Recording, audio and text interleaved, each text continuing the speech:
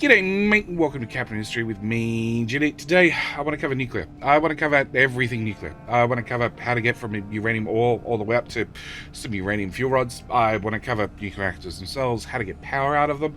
Also want to cover radiation, how to deal with the spent fuel, everything nuclear we're going to be covering in today's video. At the same time, I'm going to ask a couple of things, just get them out of the way early in the video. One, can I borrow a like? I just like to borrow it for right now. By all means, later on in the video, I'll remind you guys again, if you weren't happy, you didn't enjoy the video, you didn't find it helpful, by all means you can have your like back. Just want to borrow it for now. At the same time, I will remind you guys very quickly that if you're new to the channel is supported by the community. We don't run mid-roll ads through any of these tutorial videos or during the Let's Plays, because thankfully I have you guys to support the channel. If you want to consider supporting the channel, there is the join button right beside the subscribe button, right beside the like button, which I've already reminded you about the like button, so maybe you can click the subscribe and join button at the same time. It's entirely up to you. Last thing I do want to mention very quickly, if you need to come back and rewatch this video, there is a bunch of chapters down the bottom. In case you need to rewatch different sections, you can jump through and hopefully find the bit that you're missing. But with that out of the way, let's talk about nuclear reactors. Now, before we get into the meat and the depths of nuclear reactors, we're going to start with research. Research is where it all starts. You need to get two researchers. One is going to be the uranium enrichment, which requires you to already have nuclear energy. How do we get nuclear energy? We do that on the world map, so we'll talk about that one in a second. But it's going to unlock the enrichment plant, also the settling tank. At the same time, you need to unlock the nuclear reactor itself. Now, you get a couple of researchers here, or a couple of new buildings here. One is a nuclear reactor that says it makes 12 megawatts worth of electricity. I don't know why you get 12 megawatts. I get 15 megawatts. Obviously, I'm just better than the game. That's my answer. You also get the cooling tower large, which is a more efficient cooling tower. You also get spent fuel storage, because you're going to get spent fuel from your nuclear reactor that you need to store for, well, forever. But we'll cover that in a second. To actually unlock nuclear power, you need to find one of the two uranium mines on the map. Now, the uranium mines themselves, there are two mines on the map. One you're going to unlock mid-late game, and the other one's going to be very late game. Both of them will have a certain amount of uranium ore. That's decided when you actually start your map. You get to choose different settings for the world map, the world mines. How much uranium ore is entirely up to that setting. The one thing that is going to be very important is that they max out at level 20, so you can upgrade them up to level 20. The only advantage of getting up to level 20 is, well, you can mine them faster. That's about it. You don't get any extra resources. It's no more efficient. You can just mine more of it per minute. As for the mines themselves, they originally started out at level 2, which is going to give you 12 uranium ore per minute, and that's where we're going to actually start our calculations, because we need to talk about the production chain that actually get uranium rods to run our nuclear reactors. It starts with the uranium ore that we mine off the world map. We're going to get 12 per minute, and we're going to have to run that through a crusher. So it's going to take you to 12 uranium ore, give you 12 uranium ore crushed. After you've got your crushed ore, you then need to run it through a settling tank, and mix it with some acid. It's going to give you some yellow cake and a toxic slurry. Come back to the toxic slurry, but your 12 uranium ore crushed is going to turn into 6 yellow cake. Your 6 yellow cake you're going to have to split between 2 different enrichment plants, because they only process 3 per minute, and that'll take in your yellow cake plus some hydrogen fluoride, which I've been told you should not brush your teeth with. Turns out it's very bad for you, but you know, it's got fluoride in it. Maybe it's good for brushing your teeth, I don't know. And that'll turn each one of your yellow cakes into a uranium pellet, which will give you a total of 6 uranium pellets from your original 12 uranium ore. Your 6 pellets you're going to finally put into an assembly machine, and you're going to put in just a dash of steel, just the tiniest amount of steel, and that'll give you 1 uranium rod per minute. Obviously, you're going to have to wait for 2 cycles to actually get it to craft, because it needs 12 per minute, but that's fine. You only need to run it at half speed because you only need 1 reactor. But for every 12 uranium ore, you could run 1 reactor, because you're going to get 1 uranium rod. Now, as for the other couple of things we need to mention, first off, obviously there's the acid and the toxic slurry. Acid itself, we've probably all done this already, is good old sulfur mixed with some water. Is going to give you some acid. The acid will then let you turn your uranium ore into the yellow cake. On top of that, you're going to need that hydrogen fluoride. Hydrogen fluoride needs another machine, which is going to take in rock plus acid to give you hydrogen fluoride and slag. Slag, we're going to do the logical thing. We're going to put it in a box, and then take the box and empty it into the sea, because, you know, that's what we do with all our important things. The other thing you are going to get is toxic slurry. Toxic slurry you could dump into the sea. Your other option is you could put it into a wastewater treatment plant, which will take in a lot of toxic slurry, like a lot of it, plus some filter medium and some brine, and give you back a lot of water with a lot of slag. The slag, we're going to do the right thing. We're going to put it in the box to then dump it in the sea. As for the brine, obviously that comes from the sea, so we do take things out of the sea at the same time. Last thing I do want to mention is the filter medium. Filter medium is pretty easy. It's some gravel plus some sand plus some coal will give you some filter media. Sorry, my apologies. And obviously to get gravel, well, I already have to have rock here to get the hydrogen fluoride. Yes. So I take my rock, I crush it once in a gravel, and then I take some of the gravel and I re-crush that in the sand to give me my 2 out of 3 ingredients for the filtered media, and then also bring in some coal. One thing I do want to mention with the wastewater treatment plant is it actually produces a positive amount of water even when you use some of the water to make the acid. So you will have to make sure that if you're going to try and make this a nice little closed loop, that you have somewhere for the extra water to go. You can feed it to the people, feed it to the farm, or just dump it in the sea. And just don't tell the people it came from toxic slurry, because they might get unhappy with you. All right. So that's our production chain to get to uranium rods. Now, uranium rods we're going to need to feed into a nuclear reactor. Nuclear reactor has a whole bunch of inputs and outputs, along with a whole bunch of interface settings. So let's talk through our inputs and outputs first. First off, we have uranium rods in, and then we have spent fuel out. Spent fuel we'll talk about more in a second. Next up, we have a whole bunch of water and steam inputs and outputs. So water obviously comes in here, steam obviously comes out here. Then we have a separate single water and steam that are all over by themselves. That's for emergency cooling. You do not want to use emergency cooling. Emergency cooling is there for emergencies only. If you're going to blow up the reactor, you really don't want to blow up the reactor. Blowing up the reactor and causing the reactor to go into meltdown, in case you've missed history lessons, is generally a bad idea. But it is possible. It is possible to overload your reactor. I highly recommend you don't. As for the water inputs and the outputs, they're all the same. You can use either all 3 of them or just one of them. It's entirely up to you. The emergency cooling you probably should plug in, but we'll cover that a little bit more in a sec. As for the rest of the interface, we have a power level for the reactor. We can set it to power level 1, which will process 96 water per minute and give us 96 steam per minute. Also going to use 0.3 of a fuel rod, and oh wow, that's actually working. Well, that's dangerous because I got no water hooked up to this one. All right.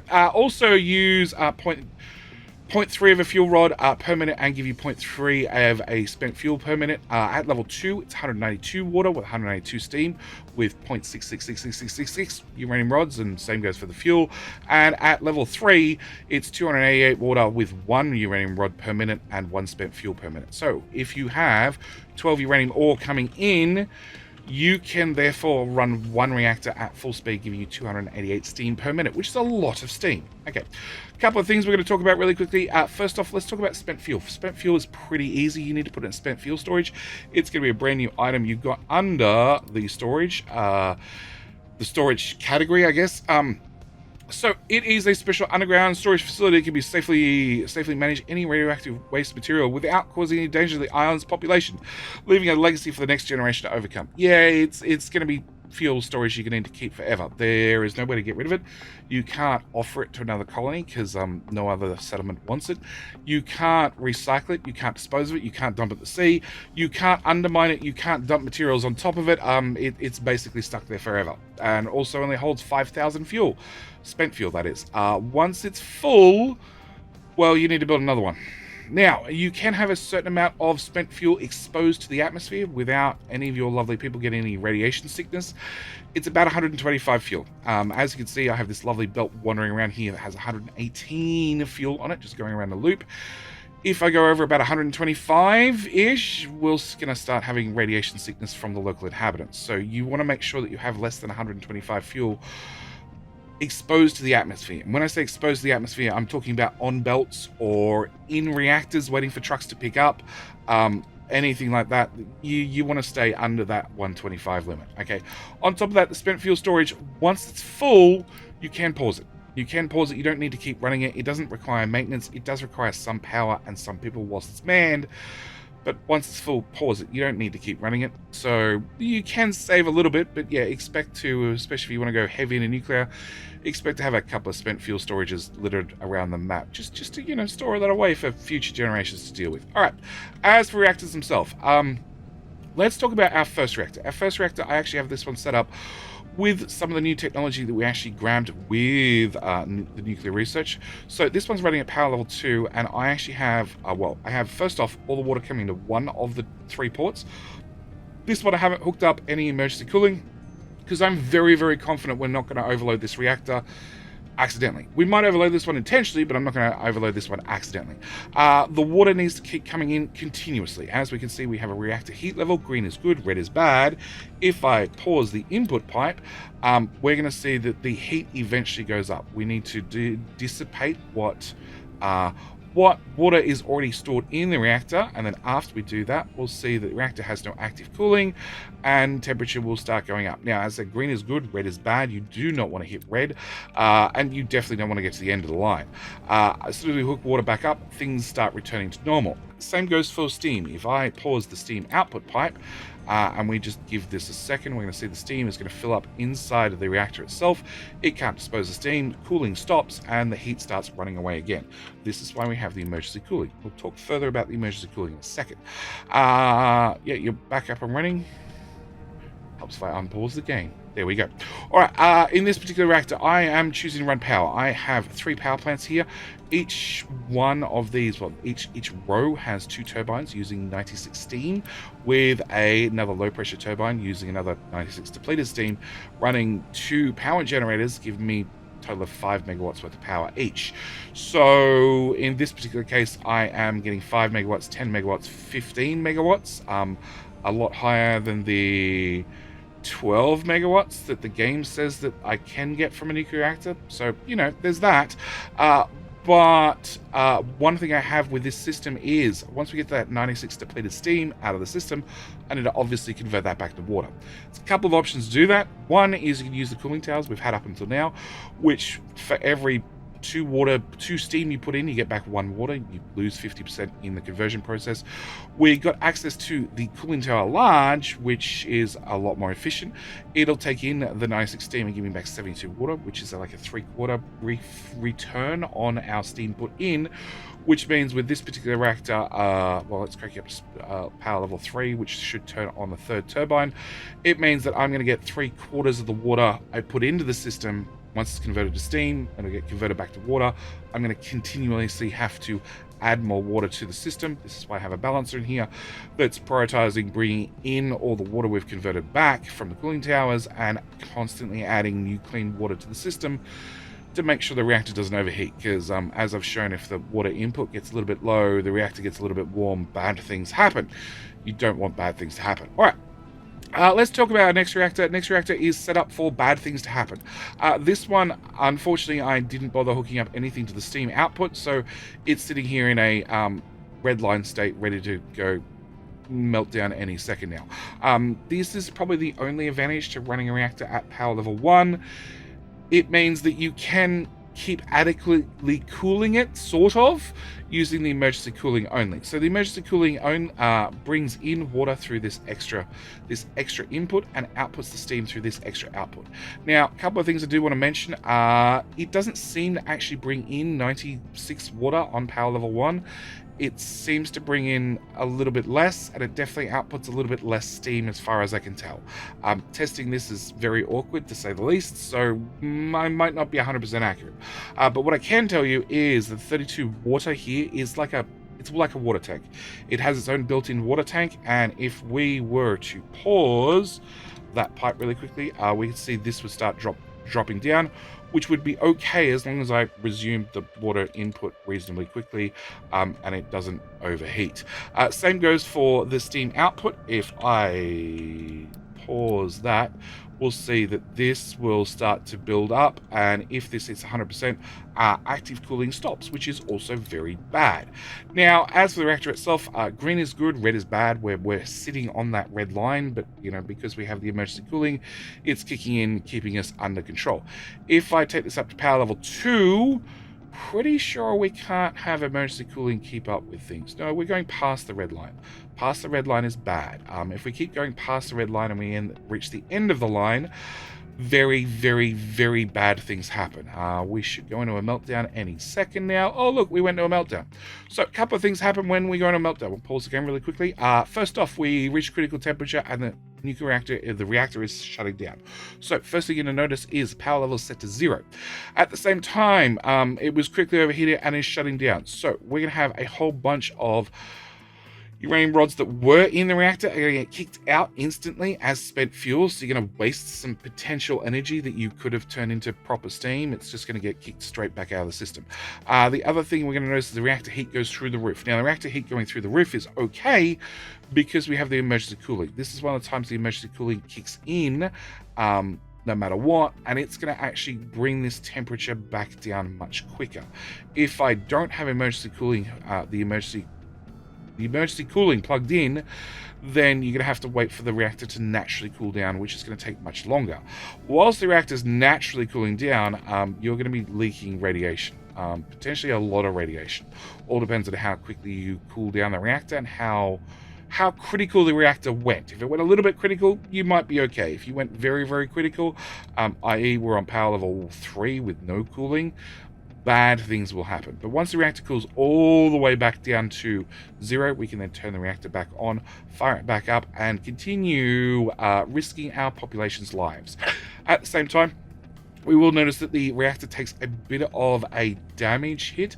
It's around about 10-15%. All depends on, I think there's a certain amount of luck and chance goes in there as well. But it does take some amount of maintenance damage from going critical. Now, of course, that'll naturally heal over time as your maintenance system kicks in. It'll naturally refill this bar and be back to 100%. But, you know, something to be aware of. Definitely don't overheat your reactor a couple of times in a row far too quickly because, you know, bad things will happen. As you can see, radiation is bad, and some of your people are going to a different island, a better island, a safer island with less radiation. Yes. If we just overheat this a second time, come on, 90, 100%. We're going for full critical at this stage. 150, boom. And some of the radiation went away. Okay, damage-wise, we're down to 70, 67, 68, 65. Yeah, bad things happened. Very, very bad things happened. As for the population, yeah, 2.9%. Do not overheat your reactors. It's a very bad combination. So with that said, I'm pretty sure that covers like nuclear reactors, radiation, uranium, fuel storage, all those sorts of things. So this is the point. This is the point where I remind you guys, like, if you found the video helpful, by all means. If you didn't leave a like earlier, now's a great time to do so. If you didn't find the video helpful, you want to have your like back, that's again perfectly fine. Like I said, I just want to borrow it for a little while. But if you'd like to take it back, now's a great time to do so. At the same time, if you want to see more tutorial videos like this, consider clicking the subscribe button. I also have a Let's Play where I'm going to be playing with nuclear reactors in a bit more depth in the not too distant future. Speaking of nuclear reactors, there's one other thing I want to cover, which I want to include in this video, which is my primary reactor, my very first reactor I tend to build. And it's a little bit different. First off, we might as well fire up the reactor. It has a water tank hooked up to it with 4,000 water ready to go. We just need to turn it on, apply some heat, and, you know, give it a minute to go. Now, a couple of things I've seen mentioned many times is people would love to store steam. They really want to store steam. They'd love to store steam in a tank. There's a catch with that, and it comes down to what the tanks are made out of. In case you haven't realized, in case you haven't paid enough attention, when you build a storage tank that holds liquids, they don't hold gases, steam is a gas, the tanks are made out of a couple of materials. One of them happens to be canvas, and the other one happens to be plastic. And plastic and canvas tend to not do so well when it comes to, well, hot stuff like steam. They tend to melt and not do well. This is why you can't store steam in a tank. What you can do is you can store steam in an alternative method. Which is a long, thin tank that's made out of metal. And this is how I set up my first reactor. So I always set up my first reactor to do primary power. I run in 288 water, 288 steam, and I split this off into 3 sets of turbines. 3 sets of turbines, as I said, each one give me 5 megawatts worth of power per row, and then I make sure I put in some of these long, skinny tanks that we were just talking about. Sorry, so, yeah, long, skinny tanks, yes. They may also be called pipes in different parts of the lands, but I like to think of them as long, skinny tanks, because that one holds 69 steam, nice. That one holds 57 steam.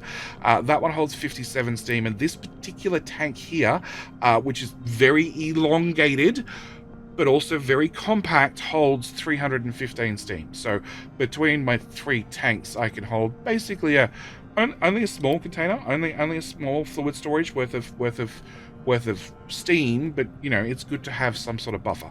And this is how I build my very first reactor. I make sure that I bring in as much steam, I run the reactor at full speed to get my first 15 megawatts worth of power, to get as much power as possible, so therefore I can get off some of the more dirty materials that I was using to make power, like, you know, coal, and then, or oil. Oil's not actually bad for power, but that's entirely besides the point. You should subscribe to the channel if you want to see alternative ways to make power. And then I make sure that I convert all my steam, my now depleted steam, back into water. And I will recommend, there's a link at the top right-hand corner right about now, if you want to know as many different ways to make water in the game as possible, because obviously with our first example, we had to constantly input,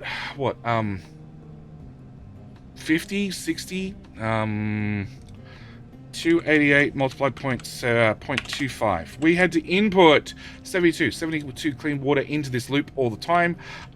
In the first reactor I build, we actually run all the depleted steam through a whole bunch of thermal desalinators, running the depleted steam recipe, which does a couple of things. One, it gives me a whole bunch of water back out. In fact, I actually have more water coming out than I put into the system, hence why the tank that did have 4,000 liquid in it to start with drops down to about 3,200 when we first boot up the system, because obviously, you know, 288 steam gets stored in here, 288 steam gets stored in the power generator or the turbines themselves. Another 288 gets stored in the long, thin tanks, the list goes on, and then another 288 gets stored in, the thermal desalinators doing their desalination thing, converting all the depleted steam back into, like, you know, real water. And then the output system, I actually get 320 clean water out, which means it's more than enough to make sure that reactor's never going to be short on water, which is very, very important. At the same time, creates a little bit of spare water, which I can do all sorts of things with. Like, now it's freshly radiated water, I could feed it to the people or the farms, because everybody likes a little bit of radiation dosed upon your veggies. It brings out the greens and the veggies, at least that's what I've been told. It does mean that this system needs to have a certain amount of other requirements, other inputs and outputs. Obviously we need to bring in some seawater, so I have 2 seawater pumps here. Also is going to have some brine that I need to dump at sea.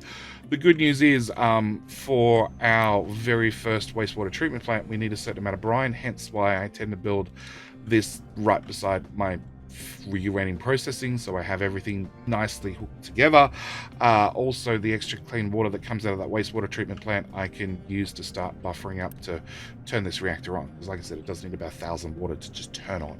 And then any extra clean water I can do important things with, like in my case, dump it in the sea eventually after it refills that backup tank. At the same time, you'll notice that this automatically has the emergency cooling plugged in.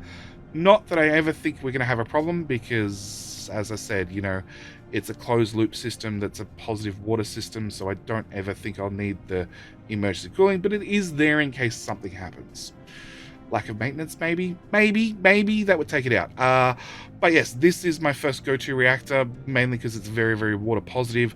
Also really doesn't waste any materials, and also has that very important buffer in there. That very important buffer means, should I have a momentary blackout, like, actually that's probably a better example, like, you know, I don't have enough power and these 2 pumps suddenly turn off, and you know what, let's even go as far as my 2, actually they don't need power, they need people. Let's say I'm short on people as well, and things get turned off, etc.